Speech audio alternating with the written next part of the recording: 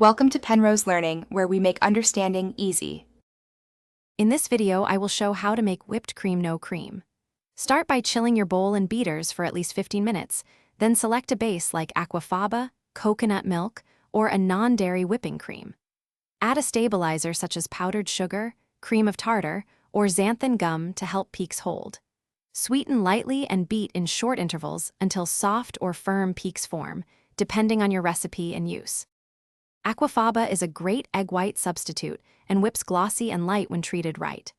Measure about 3 tablespoons of aquafaba per person, chill it, then add cream of tartar and a pinch of sugar for stabilization and flavor. Use a hand or stand mixer, increasing speed gradually until soft or firm peaks appear. Fold in vanilla or other extracts gently to avoid deflating the foam before serving or using in desserts. If you are finding this video helpful, please subscribe and like to support the channel. Quick recommendation: upgrade your clean game with the Shark AI Ultra Robot Vacuum. Voice control, mapping, and powerful suction make cleanup after baking a breeze, and it even navigates under counters while you whip. Check the description for the link and other deals, and if you grab one, enjoy easier cleanup. Now let's get back to the video.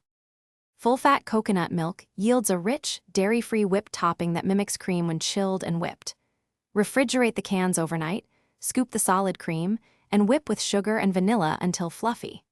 For commercial non-dairy whipping creams, follow package directions and chill equipment for best volume.